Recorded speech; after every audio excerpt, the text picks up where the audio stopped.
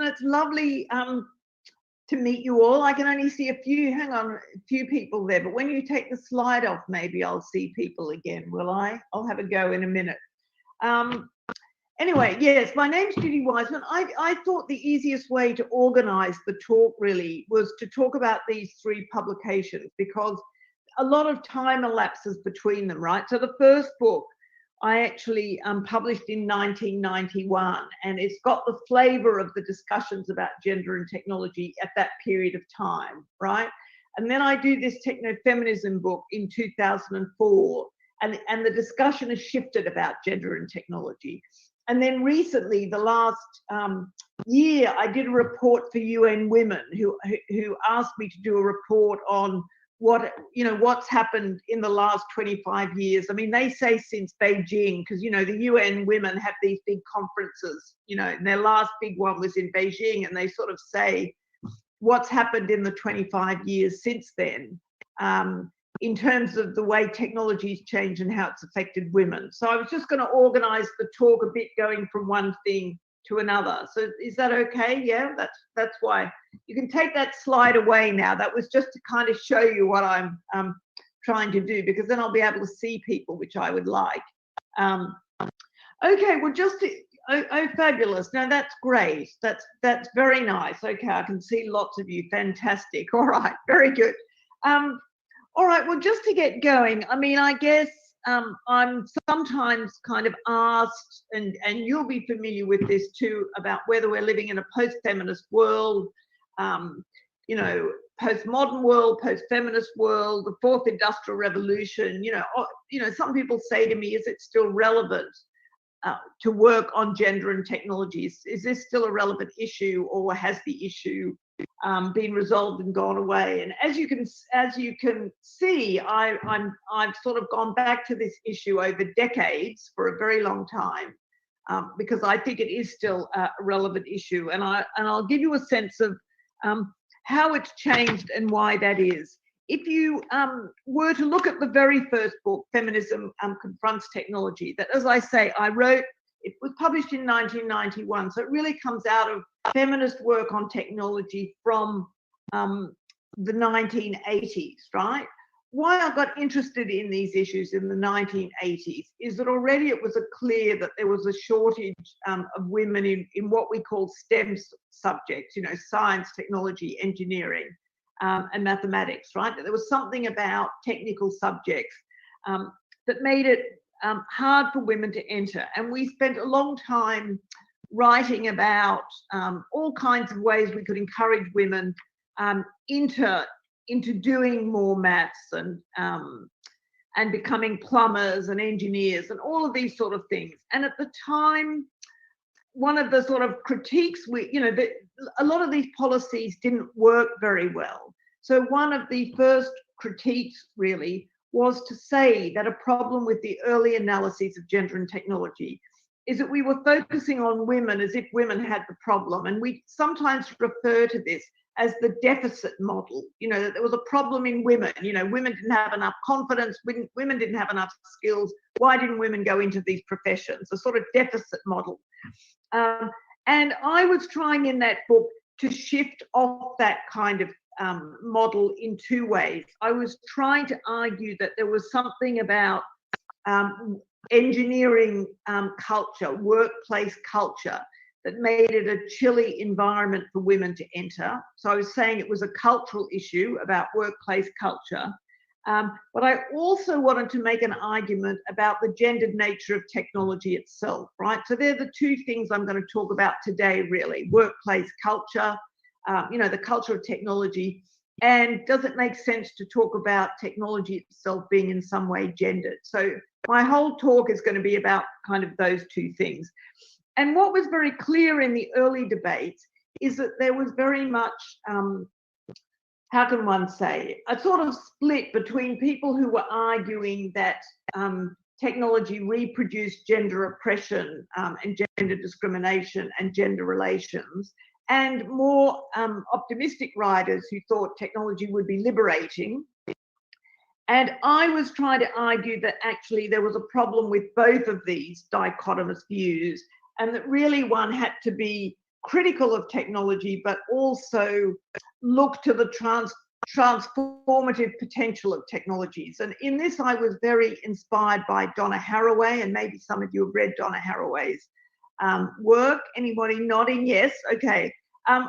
Where Donna says very clearly, she says we have to be the most critical of science and technology. We have to be absolutely critical of science and technology, but we have to at the same time recognize the potential of technological change to open up new gender dynamics. So that was really the kind of position I was trying to push. Okay, so what did I do in the first book? Just very quickly. The early book was doing a couple of things quickly. One thing it was doing was really, which won't seem very surprising now, but it was in the 1980s, was trying to redefine what technology was, right? And there was very much a notion in the 80s that technology was to do with car factories and industrial machinery. And nobody at that time really talked about domestic technologies and as technologies. So I was very taken with work like Ruth Schwartz-Cohen's at the time, who said actually, that the washing machine and the laundry and electricity and sewerage, that, the home was a site of technology as well, that people really hadn't studied it because it was the site of women's unpaid labor rather than the site of paid labor, and that we really need to look at these technologies.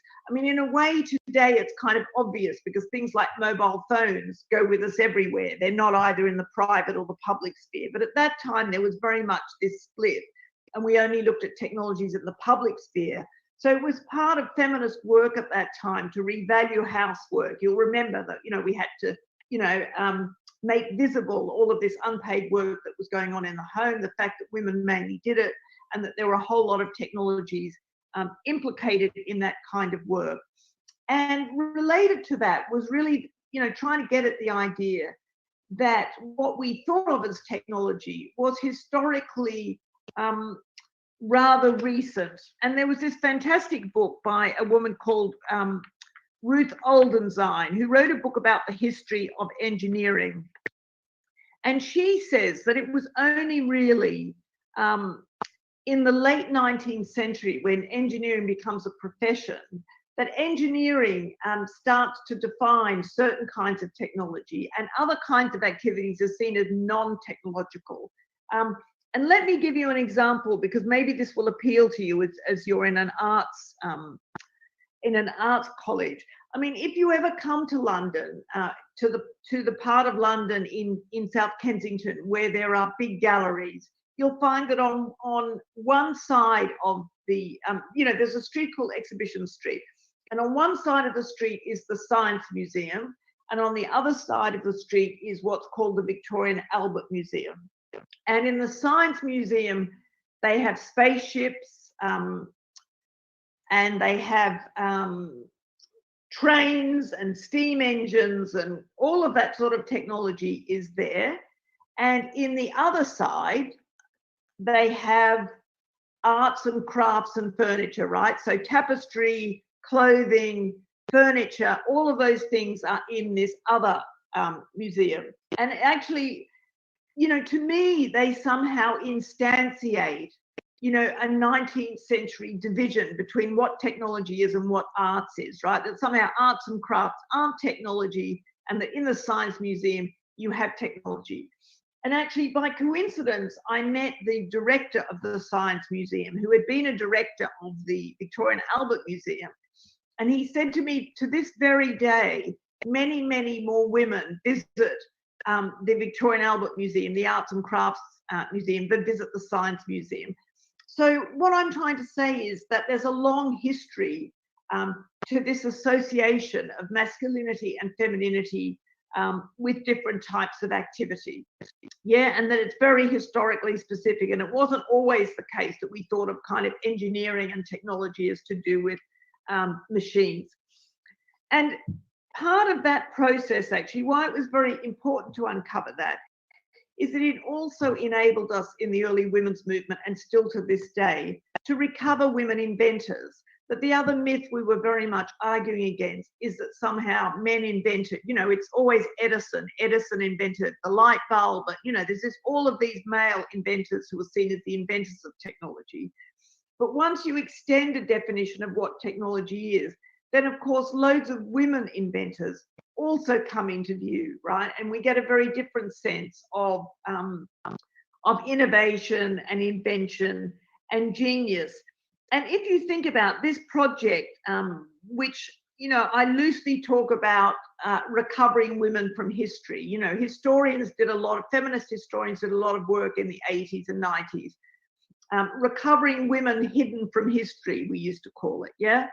I mean, this project is very much going on to this day, because I don't know how many of you have been aware of the discussions around Wikipedia, and that Wikipedia has actually got a terrible underrepresentation of women poets and women scientists and women physicists. And it's only in the very last few years that there's been these annual hackathons run. I mean, in Britain, actually, the Royal Society even does this once a year, where people get together and upload women scientists onto Wikipedia, try and even up the kind of gender biases, things like Wikipedia. So for me, that's part of this very long history of recovering women from history, if you like. Okay. So, I mean, some people have criticized my early book quite rightly for being rather negative about the relationship between gender and technology, and much more kind of stressing that technology would reproduce gender relations. And by the time I was writing the Technofeminism book, which is in the 90s and 2000s, there'd been a whole new generation of feminist scholars, some of whom call themselves cyber feminists. You know, it was a whole movement of cyber feminism, and there was a lot written at that time about how the internet, right, which didn't exist when I was writing the first book, how in particular the internet and cyberspace would free up women. And I don't know how many of you have read people like Sherry Turkle or Sadie Plant, but there were lots of books at that time talking about how the fact that we could be gender-free in cyberspace would somehow free up gender stereotypes. And you remember that business about you could be a dog, or, you know, it didn't matter how you look, you could pretend to be somebody else, you could have an avatar. That there was a lot written in the 90s particularly about the amazing positive potential of the internet, and how women could organize together on the internet, that this would be a space. And I think importantly and quite rightly that it could be a space where women could organise without leaving their homes. And actually that's very important if you think about, there's a lot of cultures in which women are very sort of tied to the home, that this would be a sort of public sphere, a social sphere, a network sphere that women could engage with. Now I have to say that since that time, some things have been very disappointing, and I'm sure you're all very aware that there's a huge amount of sexual harassment and pornography, and, you know, lots of things we didn't really expect that the internet would produce, as well as fantastically good things. So I think really what I want to stress now is really, as a sociologist of science and technology studies, what I was trying to bring to these debates in the Technofeminism book was a perspective that said really that digital technology isn't inherently patriarchal or liberating. It's not one thing or the other, right? It's not inherently patriarchal. It's not inherently going to free us up. That actually technologies always are social, always reflect the society in which they emerge. And that what a feminist politics has to do is really engage with these technologies and engage at the level of design, at the level of impact in every way, that we have to actively be there with technologies as they're emerging in order to ensure that they're being used in the ways we want them to. And so I was very much focused in the Technofeminism book really on issues of design, actually, that but I thought, very well, two things. On the one hand, I wanted to stress that really, that what it is to be a man and a woman, you know, like our very identities are formed with technologies, but also that gender relations get kind of materialized or concretized or reflected in technologies. Let me just give you a quick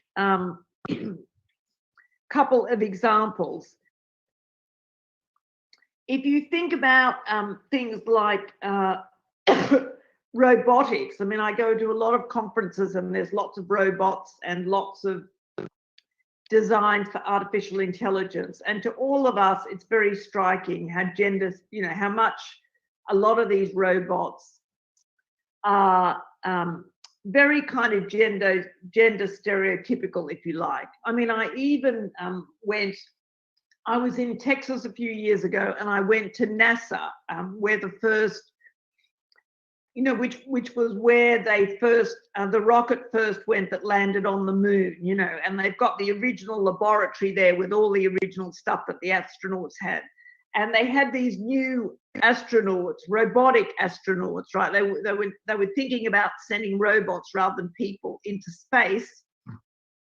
And they had literally bothered to design a female robotic astronaut with breasts. Do you know what I mean? Like, I just think, why would you kind of do that even? You know, I just looked at this thing and I just thought it's sort of crazy how much these gender stereotypes are kind of still reflected in these things. And I think if you think about a lot of these robotic faces and look at the emotions that are expressed in these things, and particularly if you think about, I guess, digital assistants and robotic assistants, again, what seems to me kind of very clear is that a lot of these conceptions are very much reflections of gender stereotypes. I mean, Donna Haraway and Lucy Suchman, my colleagues, talk about this as materialized figurations. Donna Haraway has this concept of socio-material. Lucy talks about materialized figuration. What they mean is that if you look at these machines, they're kind of assemblages of machines and ideas of people, that they arrange relationships between people and machines. And that within those designs, if you like, there are kind of specified scripts for how we're supposed to relate to these machines. And Lucy Suchman in particular talks about how a lot of the artificial intelligence robots would be inconceivable really to even sort of think about them if we weren't living in a service economy where we're expecting to be serviced, and designers are trying to think of these machines as serving us in a way that domestic servants would have served us a long time ago. And you know, in a way they embody ideas about housewives, they embody ideas about slavery, they embody ideas about class. They're all about automating what are seen as mundane, unimportant activities for us, rather than reconsidering how do we think about different types of work, how do we value different types of work, should we be automating work in this way, and should we have digital assistants that we can just order around and tell them what to do, and you know, what kinds of relationships really are we thinking about when we think about these assistants? What sort of designs are we thinking about? And what conceptions, I mean, it's very fashionable now. Everybody tells me they're interested in what it is to be human. You know, it's very kind of cool now to say, oh, I'm interested in what it is to be human. But if you think about our relationships with machines, what does it mean to be ordering Siri around? What does it mean to be ordering assistant around? What sort of humanity is that sort of teaching us? What kind of relationships is that teaching us? And I've gotten interested recently, particularly in the discussions about robotics and digital assistants for elder care. And you know, and there's a lot of interest now in robots in having robots in nursing homes to look after the elderly, whether it's robotic pets or robotic assistants. And there's quite a lively discussion going on about whether this is appropriate or not. You know, how much do we want to automate care or not? And I think there's some very interesting feminist work being written at the moment about how much care can be automated and how much care needs to be interpersonal and personal. And again, I mean, if I can just refer to Sherry Turkle for a minute. She did some work on this in Japan, where there's the most sophisticated robotic, you know, they're using most robots for elder people. And she writes very nicely about how she was very sort of worried about these robots, particularly ones that have got a script, right? So that they're actually kind of trained in a script that makes it seem like they care about you, you know, that they kind of can interact, you know, it's that thing that you can talk to the machine will respond back to you. That she says that on the one hand, these machines can be kind of very comforting for lonely old people, but on the other hand, particularly for older people who've got dementia, they might actually think that this machine really does care for them. You know, that what are the philosophical and ethical issues raised really by using machines to interact with people who aren't completely aware that they are interacting with a machine. And I think this is going to be ongoingly a kind of big issue. I mean, if I can just tell you a story that's got, you know, nothing to do with this, but just very quickly. A few years ago, I watched every year kind of Google and Apple and all of these big tech companies in California in the autumn have a big kind of display where they show off all of their new machines. And a couple of years ago, the exhibit that Google had, which they were incredibly proud of, is that they had managed to get a digital assistant that could ring a restaurant and book a table, and the person on the other end of the phone didn't know it was a machine phoning them, right? So that they trained the machine literally to do things like and like they had actually programmed it so that while the woman was looking to see if there was any bookings, right, the machine would go, would make noises like a human being would in interaction, right? So that literally the person booking the restaurant thought they were talking to a human being. Anyway, they were incredibly proud of this because they'd actually managed to program a machine so cleverly that it could fool a human being into thinking that they were talking to a human being and not a machine. And straight after this, actually, there was a huge outcry about this because it was deceptive, right? And that they hadn't told people that they were talking to a machine. And Google quickly retreated, actually, and said that they would absolutely never again use a machine unless it was very clear that you would know that you were talking to a machine if you were talking to a machine, that they would never engage in that deception again. So this is a kind of big ongoing issue, really, to what extent we want to assimilate machines into our natural everyday lives, and to what extent we actually want to kind of maintain a strict separation of that sort. Okay, so in a way, as I said, what I was trying to do in the second book was really say, let's look at the way machines shape us and we shape them. Let's look at the way gender relations are embedded in these machines, and let's try and be clear that we need to actively kind of organize around these machines. Okay, let me just kind of skip to 2020 and doing this work for UN. What the UN women were very interested in was now particularly artificial intelligence, right? That we're now in a new phase of technology. In a way, the earlier books are about the internet and mobile phones and these earlier technologies. Now all of the talk is about algorithms and artificial intelligence. And is a gender analysis still relevant when we're talking about these new technologies? Antonio, am I speaking slowly enough? Is this all right? Am I speaking slowly enough? Yes? Yes? Yes, yes. Yeah, yeah, good. All right, okay. Sorry, yes. I couldn't hear you. Okay, so just, so I spent the year before last in Stanford in Silicon Valley. I interviewed quite a lot of designers in Silicon Valley. So let me just say a few things about that, which, because, you know, those sort of things infused this report I did for UN Women.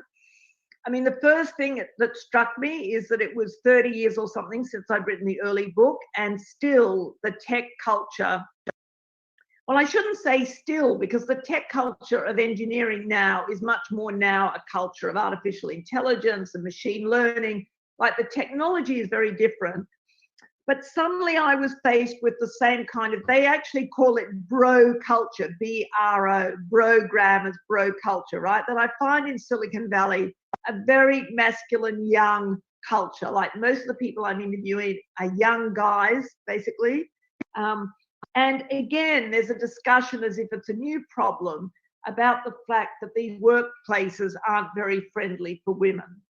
And they're not friendly for women because of this bro culture, but also importantly, and I really want to stress this, because there's this, well, what can I even call it? An ideology, really, that unless you work all day and all night, you know, that you stay in the lab all night, you have pizzas at 3 a.m. and, you know, you don't do anything else with your life, that's how you're going to be a genius, and that's how you're going to come up with some app that's going to make you a millionaire. And, you know, there's this whole ideology infuses the place. And so it's absolutely a world for young single men. You know, it's not a world for anybody who's got any caring responsibilities or wants to live a normal life. So that's one of the kind of big ongoing issues, I think, that kind of I face there. But let me just talk about something else, which is maybe, you know, more subtle. I mean, that's the issue about the kind of workplace culture, if you like. But I think more subtle and maybe less seen is the way gender relations are now entering into these new technologies of artificial intelligence. And the head of this, one of the heads of the Stanford lab, actually, Fei-Fei Li, talks about if you put biased data in to a machine learning system, you get biased data out, right? This is what she says. Let me just kind of give you some quick examples, and some of you will know these, so forgive me, but just to, yeah, I mean, one of the things that is similar to the example I gave you with Wikipedia is that there's a lot of ways in which search engines, again, are very biased in terms of what comes up. And some of you may know the examples of a few years ago that were quickly changed, that if you put in a black teenager, you literally got snaps of criminals, you know, that actually the pictures of non-white were very biased. If you put in what does a physicist look like, you would get a picture of a man. You know, there are all these ways in which the algorithms of search engines were reproducing, you know, the discrimination in society. Perhaps more subtle, which has come out, are things like, you know, there was a famous case where Amazon had automated a job search, right? That, you know, recruitment takes an awful lot of effort, so they had automated that. And again, what was found is that that they had taught the machine to select candidates who were basically white men. You know, that what the machine had learned from looking at all these CVs of people is that the best candidate looked like a white man. Similar thing was actually in sending job advertisements to people. If they were high-paid job advertisements, they were sending them more to men than women. But there are all these ways in which the machine was learning the prejudices, the everyday, you know, the prejudices that we've already got, and kind of reproducing them. More seriously, as I'm sure you know, there's been a lot of discussion now and some terrifically good work about the way artificial intelligence has been used in policing, and in welfare systems.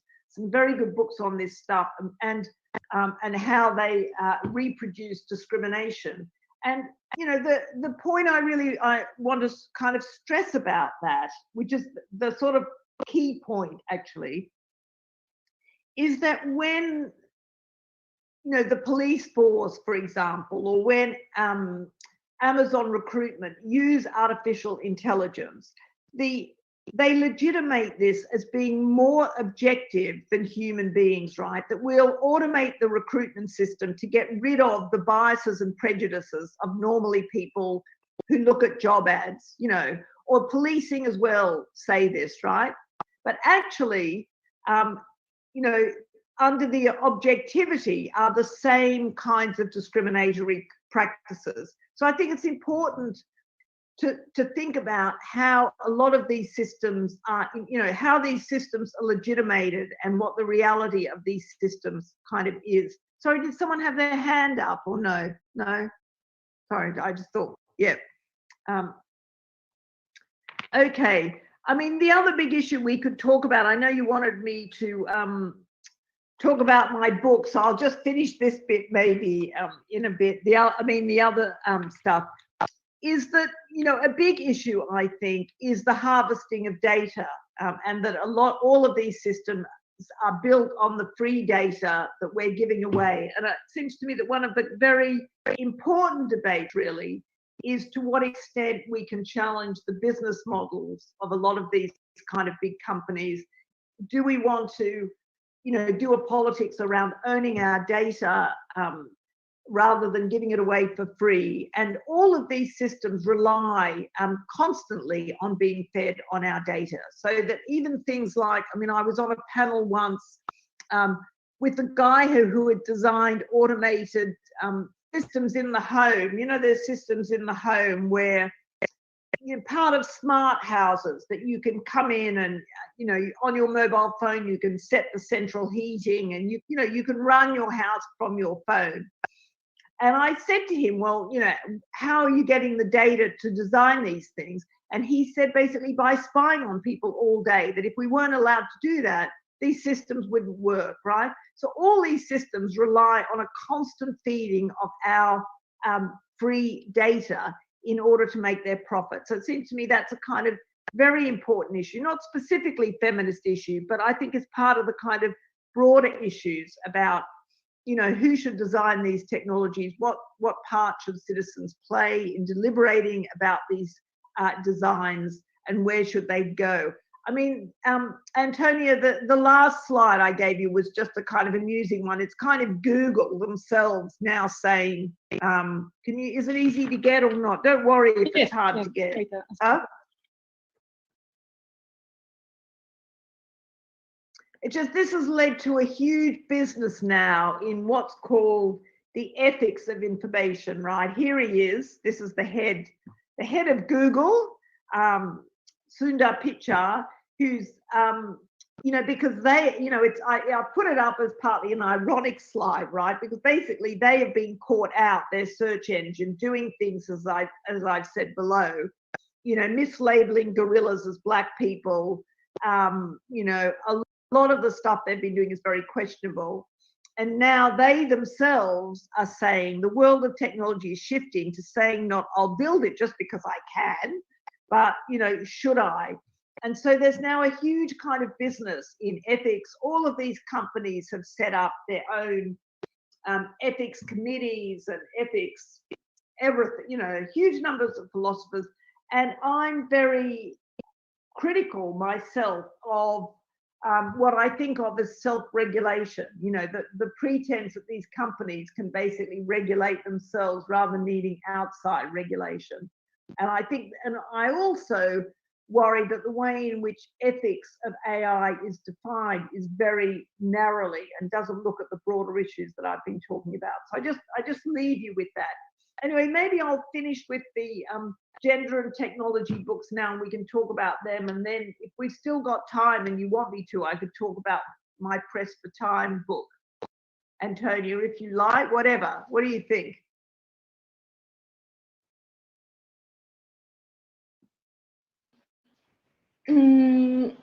Yes, I wanted to ask you about that book, but maybe someone else has a question. Any questions about the gender and technology work? Anything at all? Anything at all? I don't mind. Preguntas por ahí. ¿Alguien? Paula, dale. Bueno, buenos días, profesora. Para mí es un honor. Paula, I've got it. Go on. Ok, listo. Para poner la traducción. Yeah, I'm ready. Okay. Yep. Ok, buenos días. Para mí es todo un honor poder escucharla. Yo estoy haciendo la maestría en estudios sociales de la ciencia en la Universidad Nacional a propósito de la experiencia que usted estaba contando al principio pues antes de que empezara la conferencia. Mi trabajo está encaminado al tema de la representación, sobre todo de las niñas en las nuevas tecnologías. Y pues mi apuesta es hacer un laboratorio con datos abiertos, porque tal y como usted lo mencionaba hace un momento, el acceso a la tecnología también tiene un sesgo de clase, ¿no? Que tiene que ver con el acceso, la posibilidad económica de adquirir ciertas tecnologías, de inscribirse a ciertos programas y sobre todo el conocimiento. Por eso, digamos, le estamos apostando como un tema de datos abiertos que pues viene en contraste con lo que mencionábamos al final, ¿no? Datos abiertos, pero esos datos abiertos no solo son para estas poblaciones que se pueden sentir o que pueden estar beneficiadas, sino que también es abiertas para todo el mundo. Entonces, yo sí quisiera hacer un poco de énfasis en este tema de la ética, porque cuando uno habla de open source, pues como que se le abren los ojos y dice como, acá está la solución al asunto, pero que también esta ética de los hackers puede impregnar estos escenarios de la ciencia ciudadana. Entonces quería como usted desde su perspectiva y pensando que esto se está construyendo desde un país suramericano con todo lo que eso implica en términos de clase, de racialización, de género, porque si bien acá las brechas pueden ser muchísimo más amplias por temas de cultura, bueno, como que nos podría aconsejar en esa medida. Gracias. De mantenimiento. Y esta es para que exacto. Entonces no le echen más agua al piso. I'm not entirely sure what you mean, but maybe I can just sort of elaborate on the sort of the class issue, because I completely sort of agree with you about that. I mean, you're right that it's a much bigger issue where you are, but let me tell you that during this COVID crisis, when children have been out of school and at home, what's been a huge issue actually is the lack of computers. I mean, you know, in England, literally in England, it's been a huge issue because often there isn't a, you know, well, it's either there's one computer in the whole house, and say there are 3 children and they all need to be doing lessons, or there's no computer there at all. And the class divide between, you know, during this period of a few months when we had a lockdown where children were at home, there are a lot of analyses that are showing that sort of richer, you know, middle class children, the gap between middle class children and sort of poorer children has completely widened, right? That the poorer children fell back months and months behind the other children. That there are campaigns literally to get the British government to give more computers to schools. You know, that this class issue is completely alive, and if anything, I think exacerbated in this period. I don't know enough about sort of the hacking movement in your country, so I can't really sort of say in detail about that. But I have to say that one of the you know, big issues now is what's in America called antitrust campaigns to break up the big 5 tech companies. And the issue there constantly is about the monopolization that these companies have over data, over software, over access. I mean, Apple, as we know, is notorious for sort of locking you in. But there's been a lot of discussion about the parallels between these big companies now and Standard Oil after the war, you know, that there were these big antitrust cases in the middle of the 20th century against the monopolization of things like oil and gasoline and these kind of big things, and that actually what we're living through at the moment is a period of enormous monopolization. And I'm sort of very aware of this, because I must say that when I was in Silicon Valley, for example, it was kind of very clear to me that as soon as there was any, it's a place full of venture capital and tech investors, and any idea that anybody has is immediately bought up by one of the big 5 companies. If it's a successful thing like WhatsApp, then it immediately gets kind of bought up. So, I mean, the open source, movement is very important, and is another alternative thing. But I think it's as important to break up these companies so that there's a lot of, alternatives, and that there's some kind of competition between them. I mean, I was intrigued to see the other day, actually, I used to joke about years ago that it would be fantastic if there were alternative search engines. And I just read the other day that somebody in Europe was trying to set up an alternative search engine. That, if there were different search engines, a lot of different search engines, and people went to different things, then actually it would actually diversify knowledge. It would be actually not this one narrow idea of what knowledge is, but there'd be lots of different other knowledges that we would be kind of relating to. Sorry, that's all. I'm afraid I don't know enough about hacking to say something more specific. I'm sorry.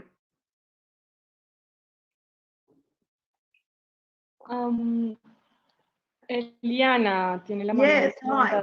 También. Hi. I just noticed that our imaginary about technology is very masculinized, if I can say so. Like, I don't know, digital technologies, engineering, rockets, and so on.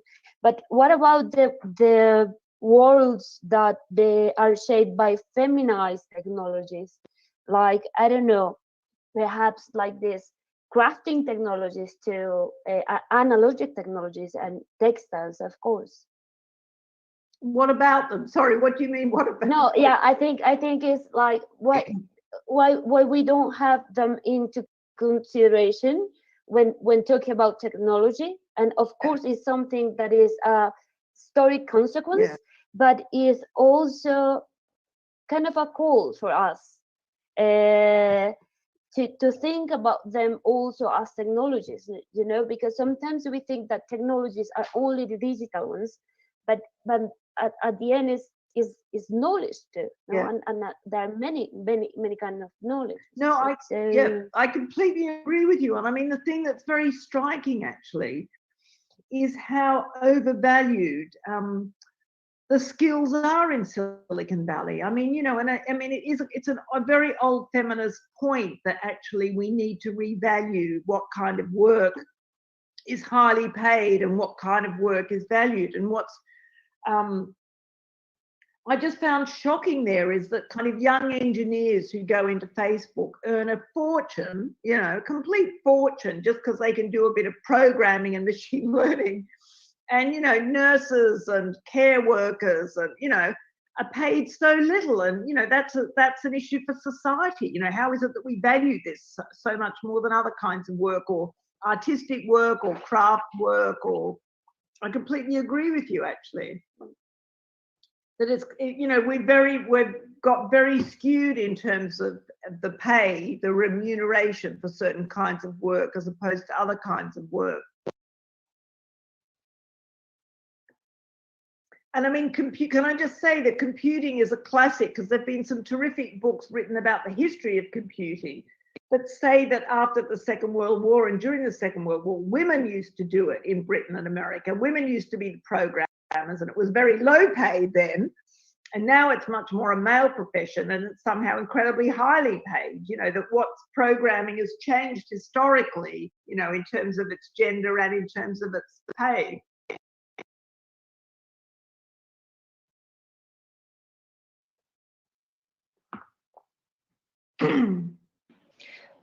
There is a question Lovely on dog. YouTube. Somebody's got a lovely dog down there. Is it just a picture of a dog I can see? She's always on my streamings. Sleeping. Okay, yes. March tiene la mano levantada. Hola, buen día a todas y todos. En realidad me surgen como muchas Hang on, preguntas. just a minute. Hang on. I'm going into my, yep, go on. Que me gustaría si pudieras, no contestarlas, pero sí tal vez qué estás pensando sobre ellas, y es sobre, desde el movimiento transhack ciberfeminista se ha venido como, hay muchas preguntas sobre, son las tecnologías o estos dispositivos que estamos utilizando para conectarnos, entendiendo la conexión, estar en un espacio digital, y no en realidad que la conexión pues va más allá de un espacio digital, sino que depende de las cosmovisiones y las cosmopercepciones de la vida. Entonces, son estas tecnologías también útiles en este momento cuando vemos como vemos que su vinculación es muy directa con el cambio climático, con el tipo de violencia en línea, pero no solo violencia en línea, sino que la violencia territorial, porque tiene muchos efectos sociales o genera muchos fenómenos sociales cuando se generan o se crean este tipo de dispositivos, ¿verdad? Entonces, ¿cómo poder verlo para el futuro, para un futuro próximo en donde consideremos el tema de cambio climático, de la violencia, de la violencia territorial, pero de la violencia también en línea? Cómo hacerlas también, estamos viendo que hay apagones de internet ahora que hay elecciones en algunos países. Entonces, ¿qué va a pasar si sigue un monopolio de la comunicación sobre estas tecnologías? ¿Y cuál sería una alternativa también? Son las redes comunitarias de comunicación móvil comunitaria, intranet, una alternativa para seguir conectadas en un mundo en donde se mira que se viene el devenir no es muy utópico en relación al manejo de tecnología, de datos, control sobre los cuerpos, vigilancia. Hay, creo que mucho, pero un poco eso, ¿cómo lo estás viendo tú? Y sí, ¿qué consideras desde esa perspectiva? My goodness, that's about 10 questions. This is very hard. Yes, a lot of questions. Let me just try a few of them if I can. I mean, I don't know how many of you have been following the American elections. You know, I've been following the American elections quite closely, and I think it's very interesting how much now, and in Britain as well, actually, there's an analysis of Facebook's role in the formation of political consciousness. And there's much more awareness of that now than there was kind of 2 years ago, actually. And even the American government, God knows if they'll sort of manage to do it, but certainly the Australian government, and certainly in Europe, there is a lot of kind of discussion actually about how much Facebook's kind of business model has been an important engine in fueling racism, in fueling fascism, in fueling ideas in the right, you know, how pernicious it's been. And actually, you know, to be fair, I don't think we understood that kind of 5 years ago. At least I didn't. I mean, I always, you know, have never been a Facebook person and, you know, all of that, but I never really understood. I really never understood the business about how they operate on clicks, and the more sensational and horrible it is, the more clicks they get and the more money they make. And, you know, so I really think we need, you know, and I mean, you know, Facebook classically, just like Google, have set up their own ethics board where they're going to decide on, you know, what they call content moderation. And again, I think it's very important not to leave it to Facebook's own ethics board to decide on content moderation. I think we really do need governments. And I think in Europe, at least, I'm hopeful that there will be some move so that, you know, they'll be much more exposed you know, that model will be exposed and that they won't be able to be posting those things and fueling the kind of racism that they do at the moment. And I mean, again, you know, if they weren't such a monopoly, it would be less of a problem. If billions of people weren't on the same Facebook, you know, if it was much more sliced up, then the ideological stuff that they push wouldn't go as quickly. It goes so quickly because these organizations are ridiculously huge. So you know, that's sort of one issue.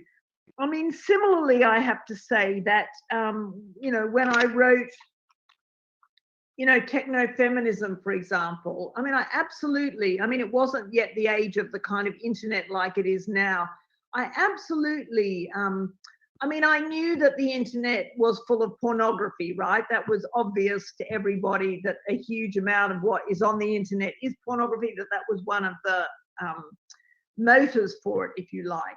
But I mean, the degree of sexual harassment and bullying that goes on, I don't think anybody kind of anticipated that, actually. And, you know, we've just hired actually a doctoral fellow at the place in London where I work, who wrote her dissertation on Argentinian, on women politicians in Argentina, and documented how much more women politicians were trolled on the internet than the men were. You know, that there's more and more evidence now of this stuff going on. And, you know, what can I say? I'm just hoping that now that we know about these things, that we will be able to do something about these companies. I mean, you know, it's partly making, you know, it's partly making some of the crimes that are crimes when they're happening in real life, you know, if I can still talk about the real and the virtual, you know, that actually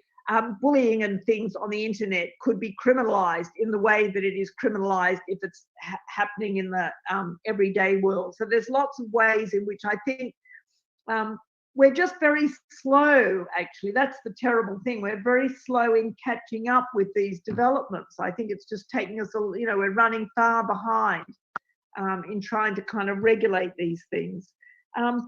And the last thing you raised is surveillance. I mean, you've raised lots of things. Surveillance and privacy, I agree with you, are kind of huge issues. I think they're being battled all the time. I mean, as you know, again, in America and Britain, the issue of police using facial recognition has been a big issue. There's a lot of pushback about them using that, but as you say, it's really very hard. And you know, my worry is that this COVID, you know, that we're living through this terrible disease with this virus, and it's a perfect excuse. I mean, it's become a perfect context for extending surveillance in the name of looking after us for healthcare. And that is a really difficult one, actually. I think that when the pandemic is over, are we going to be able to pull back from the surveillance that's being introduced during this period? I wish I had an optimistic answer to that, but I think that's the sort of things you're raising, huh? Okay. I think we have 3 more questions. I don't know if we have enough time, but you tell me. Ana María Sánchez. Sí, hola, hola a todas. Hola maestra, ¿cómo está? Muchas gracias. Mucho gusto, Pleasure. de verdad, por escucharla y pues pueda darte gracias por también darnos esta oportunidad de participar. Yo tengo una pregunta muy puntual y tiene que ver con pedirle a algunas autoras contemporáneas que estén trabajando estos temas de ciberfeminismo, pero sobre todo, y de ser posible, desde un lado más como conceptual, como más filosófico. No sé si de pronto hay algunas autoras que usted nos pueda recomendar para seguir indagando sobre estos temas. Muchas gracias.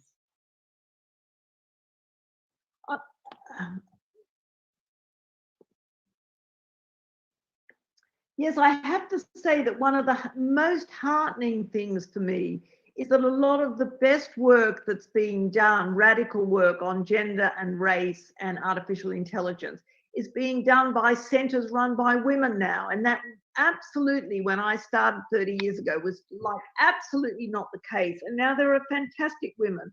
And the places I would get you to look at is that there's an organization in New York called the AI Now Institute. There are two actually run by women. There's one called Data and Society. Yeah, it's called Data and Society. Yeah. And there's another one called the AI Now Institute. And if you Google both of those, they both have got fabulous newsletters. They've got, you know, that you could just enroll in for free. They do reports all the time. They do fantastic work on the gig economy and on surveillance and privacy, all of these topics, actually. I mean, Dana Boyd, who set up Data and Society, does kind of terrific work. And Kate Crawford, who set up the AI Now Institute, they all just do fantastic. They've got a lot of postdocs there. At the AI Now Institute, they did a report on gender and AI not so long ago. They publish fantastic stuff, and it's all free. So you can just look them up on the website and enroll in the newsletters like I do. And then, you know, every few weeks you just get terrific reports, actually. So I'd really recommend both of those places.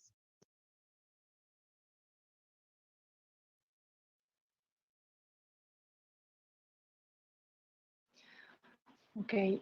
Johan o Joan, no sé cómo se pronuncia. Johan, ¿se escucha bien? Sí. Gracias. Hi, Judy. Hello, everybody. Thank you so much for your lecture. It was so helpful. This subject is quite new for me because I think technology problems are problems of the first world. It should not be in that way, but, you know, what do you think is an effective way to make a counterpart to these problems? Appropriate the technological media with a gender focus, or promote disconnection and not accept these new patriarchal technologies?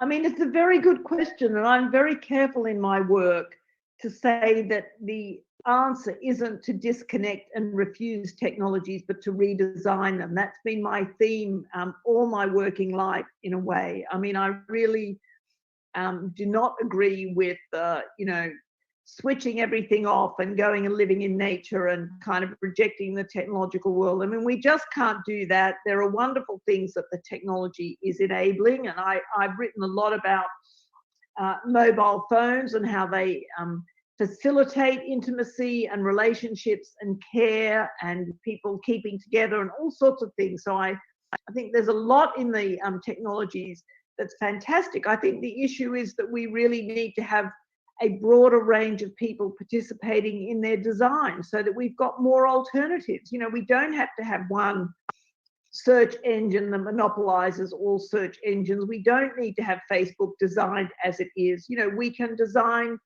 different technologies that are, as Paula said, are much more open and much more accessible. We could have a Wikipedia that's much easier to edit. You know, that there's lots of ways in which we could open up technologies that would make them easier for us to use, change. I mean, there's been an ongoing issue about repairing technologies. You know, that Apple makes things specially so you can't repair them. You know, that this is a big issue in poorer countries, that if technologies were made so that they were easy to change and modify and repair and keep for longer, and, you know, that you didn't have to update your software. You know, I've just had to update my software. What do I need to update my software for? I don't want to update my bloody software. But if I don't update it, within a few years, they'll tell me I can't use my machine anymore. It's ridiculous, you know. It's the old thing we used to talk about when I was young about inbuilt obsolescence, that, you know, because the profit motive is behind these designs, all of these things are designed to last a very short period of time, whereas actually we need these technologies to last a long time and use up less resources and energy and all of these sort of things. So that's a long roundabout way of saying we need to redesign these things rather than reject them, I think. Thank you so much. Okay, I think. I mean, in that case, if you, sorry, I came out of nowhere, but like the last thing you said about technologies and how, like, for example, well, that just, well, the thing is that when people start, well, they don't see, and I just mentioned about avocados, and people are just more familiarized about having to talk to a computer than taking care of a plant. If you think that, I'm not sure about how people in Europe or in the US live, but as far as I know, we as third world countries, let's call it like that, we've been producing goods for other countries, and with well, the thing is that mining and all this research is going from, well, they're not seeing that. That's very problematic. Overall, I believe that, well, that's a little bit from where I come from also. So, but the thing is that when we think about technologies, and you say that we're not thinking about how we can repair them or how we can make them last longer. We rather prefer the fast data and how, like, a system that we've basically built or that people in the first world have built for us to consume also. It's just going beyond human limits.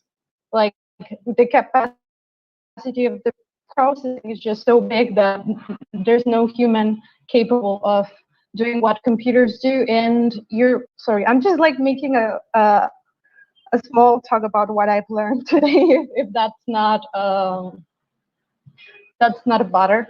But yeah, I was thinking also about how this person talked about textiles and how that also we're just around the same logics. Okay, we fast fashion, you put it once, twice, and then you just discard it. Yep.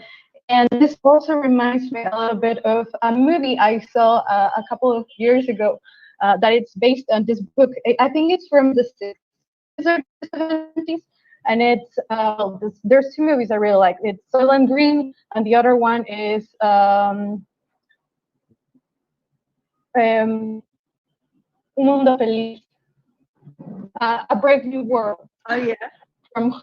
Yeah, but there's like a movie from the 60s, and everything that we've been talking today reminds me of that movie, because in this they make like a huge differentiation between people who decided that didn't live in this world where Model T was basically the religion, and so on, like this machine, well, ¿cómo se dice? El modelo de producción fordiano, like the model of production of Ford, like the line production, how we've been trained to understand the world the same way. And I believe that maybe, I don't know, in Europe, or as I was saying, I am talking from where I am, or at least trying to. I believe like in this case, the utopia and the dystopia are basically living together in the same space, and the windows in our phones and in our computers just lets us like perceive some sort of reality that we're and polarizing, by the way, because we're also like these technologies makes us get more polarized, because obviously we're going to be shown what we like, and so on and so forth. Well, that's a little bit, I'm sorry, I interrupt a little bit. But yeah, just a little reflection from Ecuador. Yes, I mean, you know, one of the things I've written about, and some of my colleagues have written about in science and technology studies, is how much Silicon Valley ideology affects our ideas of the future. That somehow, and I think this, a colleague, Sheila Jasanoff, uses this term socio-technical imaginaries, that we now, whenever we, you know, that our notions of the future, that how we imagine the future, have now captured by these American technologists, if you like, that it's very hard to think about a future or imagine a future that isn't about technological solutions to everything. And that's part of their business model, that they're endlessly defining the future, if you like. They're endlessly defining a good future as a high-tech future, as a future in which, you know, where, you know, if only we were rich, we'd all have self-tracking technologies and artificial assistants and robots in our homes and all of these things. And part of our work in science and technologies is kind of to debunk that idea, to say, well, actually, the most innovative, amazing thing isn't an app that auto-corrects your writing, or isn't an app that can filter your emails, that we should be thinking more broadly about technological innovation and development. You know, and I always say to them, actually, why don't you invent a technology that really dealt with the world energy problem so we wouldn't have climate change? You know, why don't you think about climate change rather than email filters? You know what I mean? Like, it's, so it's about kind of engaging really with the scenarios that we're being presented with, and saying, look, let's imagine a different future and not just let them define what the future is going to be. You know, they're all great readers of science fiction, but very much not feminist science fiction. It's all heavy technology science fiction, you know.